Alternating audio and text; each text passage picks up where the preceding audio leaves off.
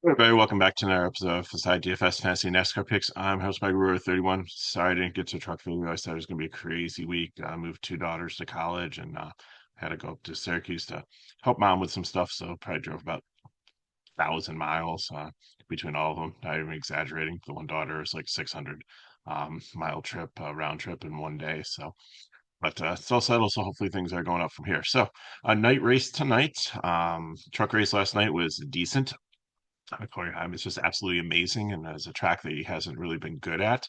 And Majeski was doing well, got a little trouble late, so well, it was an okay night there. So I know there's a lot of colors on the screen here. So let me just go through the playoff standings here, and then I'll get that eyesore out of there. But I just had to highlight it for you here. So basically, we got two races before the playoffs begin. The next one's Daytona. So nobody's sitting there thinking like, oh wow, next week's our best chance to win this because it's such a scratch off lottery ticket. Anybody could win it. We're just going to completely cancel that out. Nobody's going for stage points there. I mean, they can try to, but it's just so difficult to predict what's going to happen in that race. So this is the last chance for some of them. So the ones that are in blue are in. They're good to go. Tyler Reddick is so far ahead in points. I think it's like maybe 200 or so that nobody's gonna be able to catch him in two races, even if he wrecks and finishes dead last in both of them. He should be fine mathematically. Bowman and Busher potentially could lose, but the only one that could really point their way in still, I believe, is Priest because everybody else is back. So the ones in the red are ones that are probably not likely to win this race here, but would need a win to get in. So this week or next week. So it's Allmendinger, McDowell, Hocevar, Ty Dillon, Eric Jones, Gregson, Cole Custer, Haley, Herbst, Zane Smith, Gillian, Jan Nemechek, Stenhouse, and Ware. They would have to get a win to get in. Now, the ones in purple have a pretty good chance based on like history of potentially winning this one. So it's Keselowski, a really good chance to win here. Austin Dillon won last year. Controversially ran over Joey Logano to get it, was disqualified, didn't make the playoffs, but he did win, and the RCR cars have looked good here. Suarez has won races before. It'd be like a dark horse and kind of an upset if he wins here, but that's fine. Ty Gibbs didn't look great here, but could get his first win potentially also. And then Kyle Busch hasn't won in like 2 years, but this is a racetrack where he looked really, really good, just didn't qualify well, and could potentially get in there. So those are the ones like it. Heim and Love are from other series. Heim's Truck, Xfinity Love, they're in the player pool, but they don't matter. Playoff, they're just going for a win here purely. And then Corey LaJoy is in the player pool only because Brad Keselowski's on baby watch. We should be okay, so we shouldn't have to worry about that. So I'm going to get rid of all these god ugly colors here now that we talked about it, so it'll be easier to view the rest of this video. So there we go. Click the bucket, go to no fill, and boom, much better, right? So if you're still PO here is for playoffs. B is bubble, I is in, W is a must win, and X2 are the ones that don't really filter. So if you need to refer to it, I think that's much easier on the eyes, but I really just want to go over it first for you. Okay, so Richmond is short flat track, 400 laps, so you're gonna need dominators. There's like been times where two or three cars, or sometimes even three cars, have led like 100 laps in this one. So with 400 laps, you're probably looking for two to three dominators. There's a lot of place differential because it got goofy here with A and B qualifying and A and B practice. They weren't, so I did put up the 10 lap average the best I could kind of sort stuff out of, but it's just not the true picture as always when you have the two different groups and one gets rubber laid down and one has a green track and sometimes like the sun shining for one and the other. Plus this race goes into the night, so it starts out in daylight and then it gets like darker, and as it dark the track changes and cools down. Like Truex Jr. used to be phenomenal on this. He'd be terrible early, but his car would come alive. And I think we saw that a little bit with some of the trucks last night as towards the end of the race, the track started to cool down and the lights were on. And some of the trucks that were struggling with long run speed were fine, and some of the ones that had long run speed earlier didn't have it. So it's a softer tire. We don't have the option tire like we did in the last fall race. So there's not that strategy where do you put on the option tire? They're all the same, and they have I think 7 or 8 sets. So there's a good amount of tires, but they still have to be tires are going to make a huge difference here, and they're going to have to manage them. So let's start up it. So again, like I said, we really there's a lot of great place differential here, but you really got to capture the dominators. So I gave you a prime in Larson, and last week is the right call. We nailed it. It was so good because he struggled and had issues and was like laps down, and all the people that played chalk like core Larson down there when I was just like, I don't know about this one. And I had him as a GPP and not even as a cash play. Like it worked out. Now I think he goes from the outhouse to the penthouse because this is a track he's been really strong on. He looked really good in practice. He had the speed there. Now again, is it going to be fool me once, shame on me, fool me twice? No, I don't think it's the case. I think this in the context is where you want to play Larson. And I think it's going to be beneficial too, because I think he's, even though he's going to be chalky, he might have a little bit less ownership because of last week, and people are like, I don't know, he's been struggling late recently. I don't know, paying 10-5. He's going to need to get some dominator points, and I don't know if he's going to go all the way up through the field. Well, case in point, it's a Rugolo in the Truck Series. Again, completely different context where these are like the best of the best in cups, and that's a truck. He finished dead last and was able to work his way up and was contending for the lead. And I think he finished top five. Having a good truck and just not I think they had to change a gear or something, so he started like dead last. But this is a track where you can pass. This is a track where if you have a good car and manage your tires and have a good tire strategy, you can get the track position, you can get up there, and starting in the back is not something where you're going to be stuffed back there the whole time. There were very few cautions in the truck race, and probably in this one too. And if they are, they're usually a couple single car incidents. You don't have like a big one here. So I know the other thing too is like, okay, like with the short track, like last night, there's only like 15 to 12 cars on like the lead or trucks on the lead lap at some points because it was easy to catch the back of them and Majeski was just mowing them down. And could that happen here? Yes, but I think Larson at 30th and not starting dead last has is enough and will be able to get up far enough before he gets lapped. And even if he does go down like a lap or so, I'm not too concerned because with the restart after the first with like the option for them to if the leaders pit to get like the wave around and stuff. I think that he'll be fine. I'm not too concerned about that. But I gave you two other cheaper ones as prime plays because they're solid. There's go for the place differential there. I don't feel that. I mean, it's your lineup, your choice, your money, but you can go for some of these other place differential plays down that are more expensive. But you really want to try to get as many dominators in as you can up top. So starting up top, Ryan Pierce has the pole. His practice speeds were not good. He's on the bubble. This is a GPP play. Like, could he go out there and lead? Yes. It is possible, but you have guys that will be coming and will probably catch him. So he'll have a couple points maybe up there, but I don't know where he's going to finish this race. And I think he's going to prioritize um, stage points over trying to win this race because I don't think he's got the car to win the race. I think the fall off is there. He's going to be down there. So he's going to stay out. And I don't think that's going to help him with track position. I don't think it's going to help him get the win. So upside dominator there. Same thing with Reddick. Reddick's in. Reddick's going for the win. Reddick, this is not usually a great track for him, but he was good on tire wear tracks. He was good at Homestead and can find like an upper groove. And that's where Majeski was passing a lot of people who was on the outside. So I think he could get past Caprice and lead early. But again, I don't think the fall off's going to be there.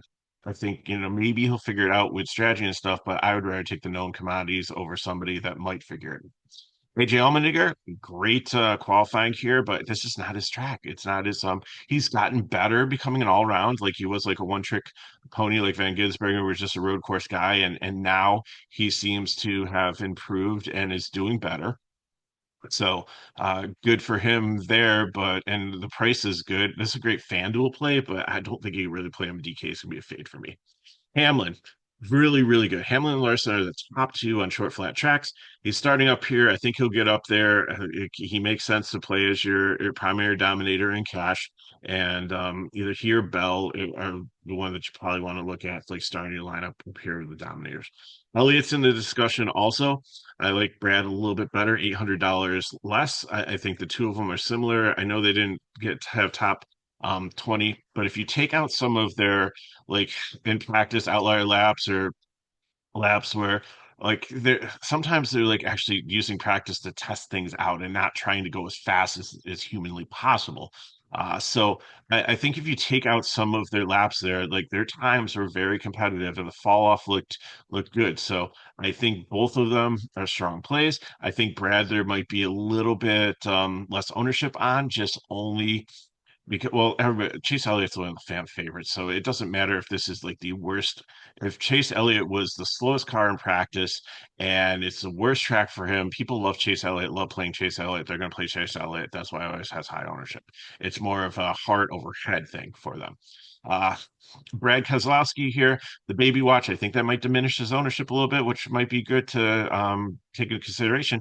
And you're saving some money coming down off of like Hamlin and Bell here, and it will change your lineup and open up a little bit if everybody's trying to get Bell and Hamlin and Larson in the same lineup. Then you're going to everybody's going to be playing like stars and scrubs there.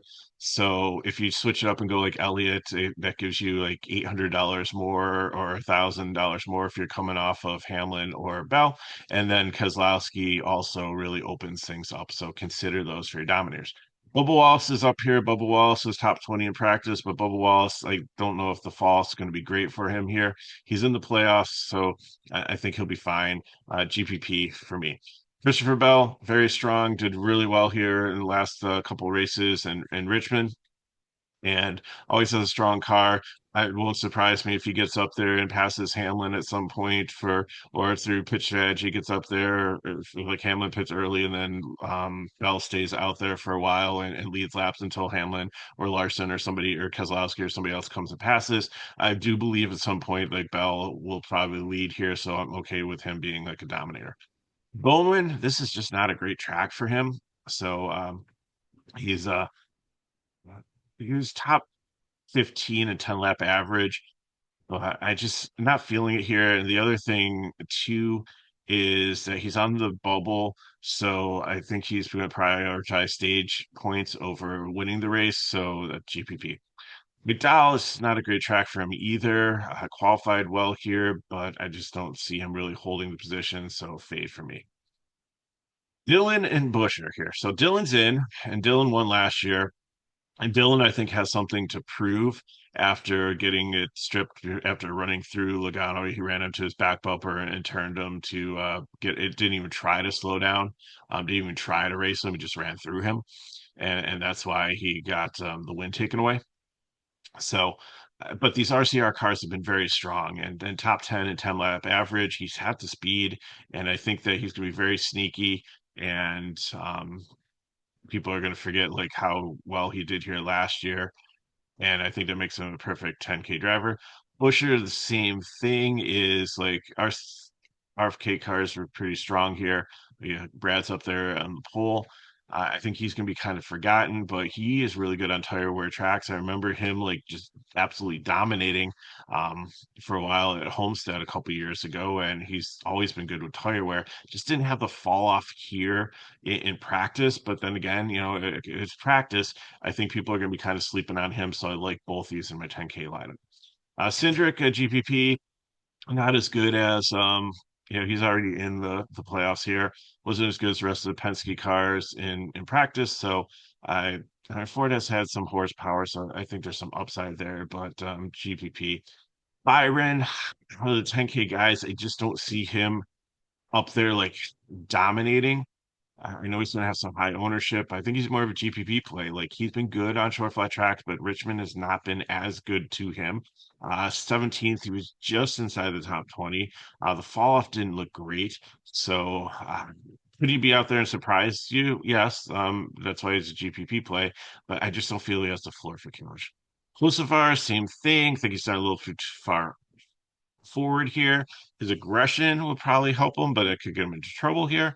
That's why I feel he doesn't have the floor, but he has the upside for GPP play.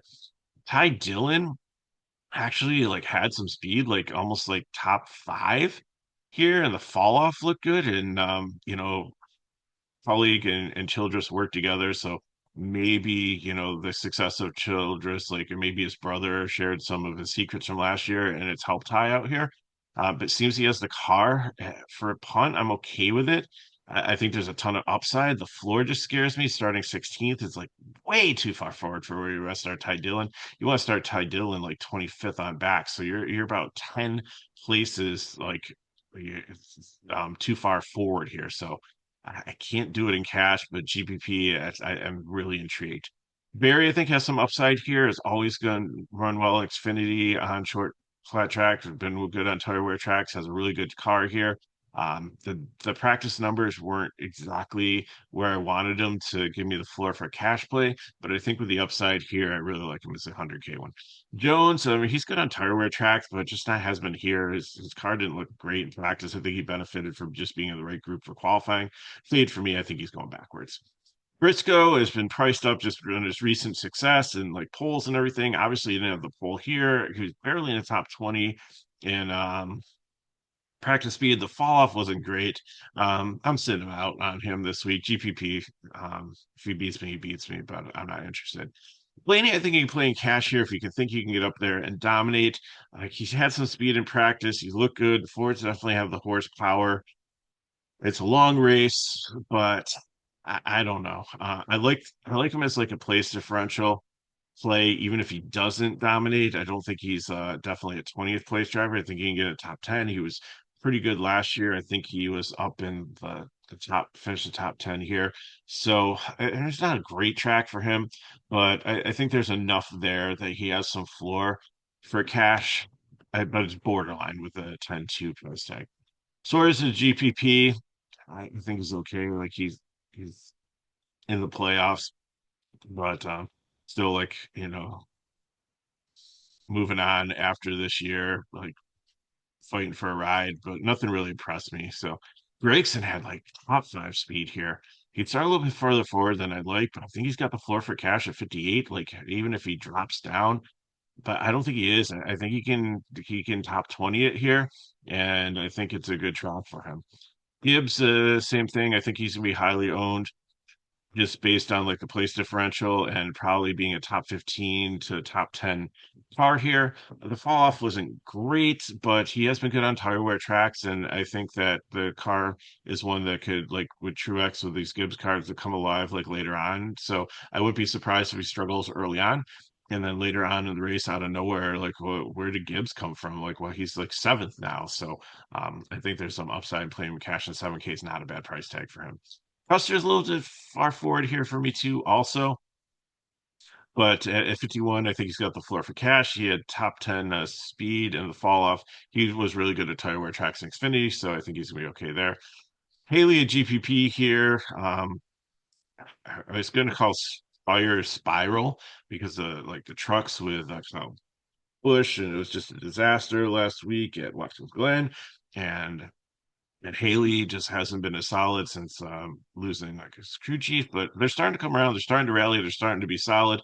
Um, so I think that he's got some upside here for GPP, but I like better plays in the 5K range, so I'm gonna not have him as cash. Hurts, I think you can play as cash here, like right next to him, because you're saving $500, and he looked a little bit better in practice speeds and fall off in his 2311 car. Um, it's not going to be as bad as some of the other ones. Shane Van Gisbergen was like the most expensive driver last week, and now he's in the punt range. It's just kind of funny how his variance is like on different tracks. He's gotten better on other ones, but short flack, he's never run in this next gen car here, so I don't know what to expect. So GPP here. Kyle Busch, I think it could be a prime play for a lot of people, but again, like I said, I wanted you to get Larson. I wanted you to be able to get up and get some of those other DOMs. He was number one in practice, just didn't qualify well. They look good here, and he's always run well here.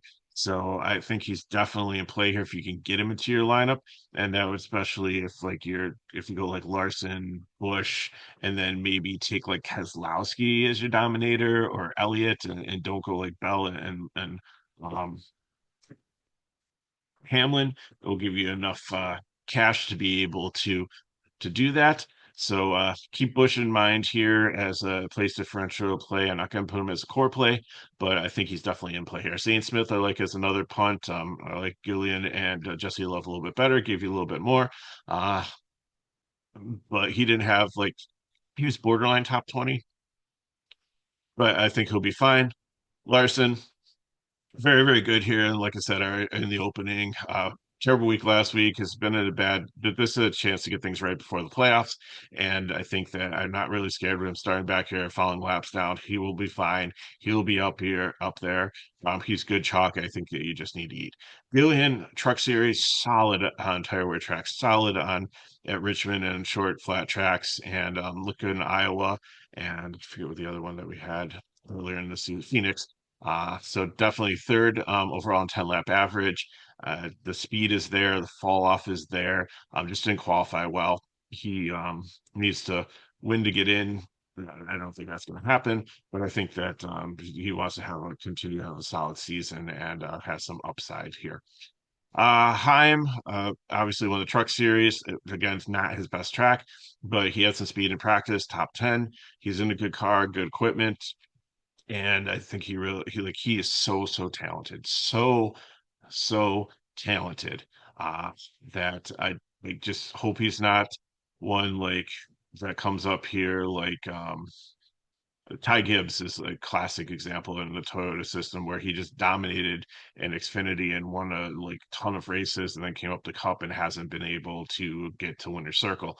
I don't think that's going to be a case with Heim. I think that he is going to be one that he's so young too. I think he's only just turned 18.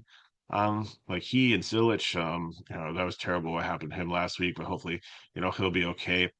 You got some really good talent coming up over the next few years when this top heavy group of like older drivers start to retire, and it's going to be exciting. So, and Heim is one to keep your eye on. Just don't know where he's going to end up next year. Maybe, and we'll have to see, but I think that he's one to watch for years to come. Chastain, really good on tire wear tracks. He just didn't have as good a speed as I wanted to make a prime play. Plus, this price point, I like Kyle Busch a little bit better. But if you needed $200 and want a little bit more place differential potential, then Chastain is your guy. John Hunter Nemechek, actually, he he came in top five in 10 lap average, but some of the other times are a little bit concerning. But then again, he's starting far back here, and I think he'll be solid enough. He was good on tire wear tracks in the truck race in Xfinity. So I think that he will be able to probably get into the top 30, maybe up to the top 25. So he's a safe punt. Jesse Love, nothing to lose here. The Childress cars have been very strong, eighth in 10 lap average. Just didn't qualify well, but I think that he'll be able to go out there. And I don't think he's going to look lost as like a rookie coming up from Xfinity and jumping in one of these cars. He's driven um, these next gen cars couple times before, so it's not his first race in it, and I think he'll be fine. And I love the price tag, and I love the floor that he has for cash, and I think he makes a great point play for you. Stenhouse, this has not been a good track for him, short flats and tire wear. But at 5,500, I think you need to consider him in cash where he's starting, has some upside to move up. And Cody Ware is probably going to go lap after lap after lap down.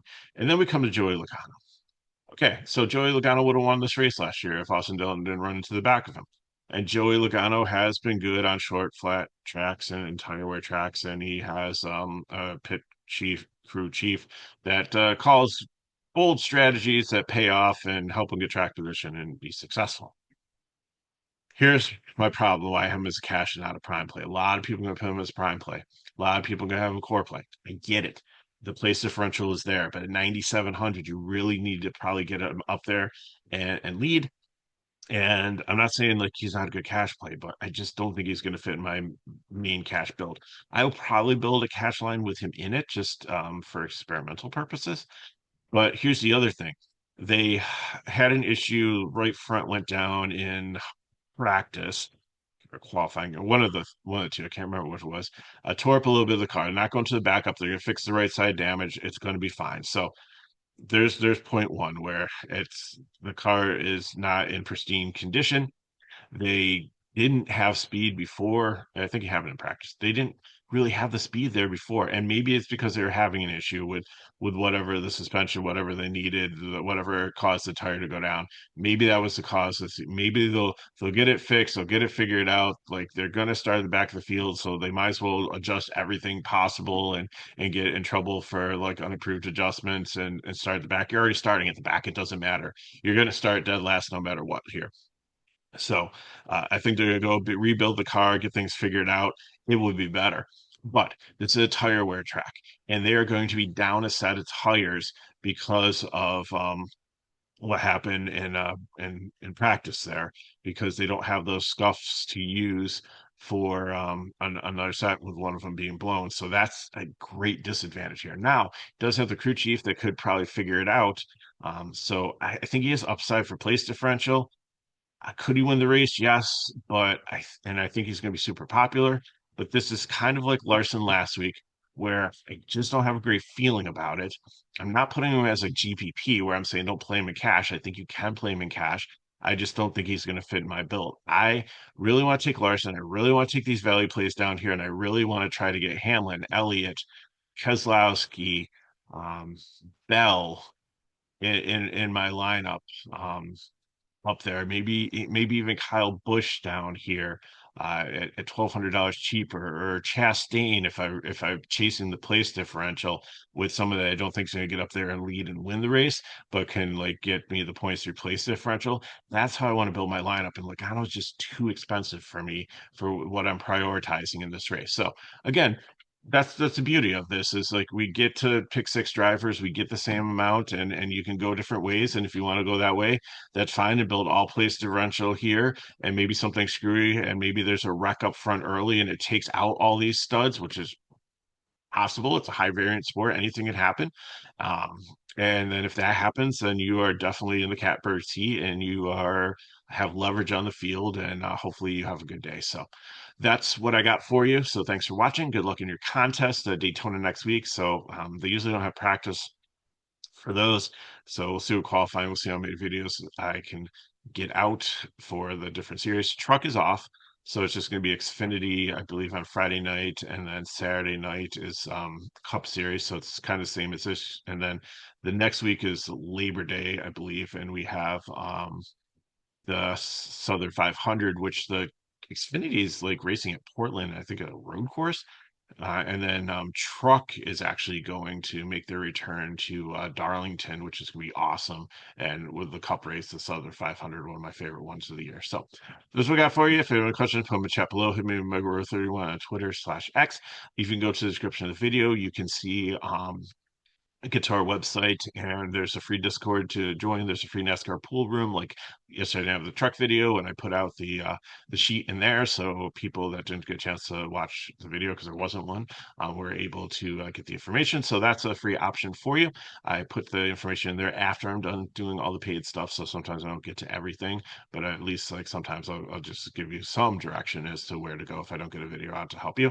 And the other thing too is like it's a great time to sign up for FSI. Like soccer is back, and NFL is going to be around the corner, and we're still doing grinding baseball and PGA and WNBA. Kurt's doing a great job of that. So we got a lot of things for you. It's $6 a day. It's $25 a week. We were very inexpensive, and for NASCAR for the weekend it's only $5. So if you ever need the information and want the premium package, like that's not that much. $5. Very cheap. So thanks for watching. If the videos help us back, like, subscribe, share with your friends. So hope you have an amazing weekend. Good luck in your contest, and I will see you next weekend.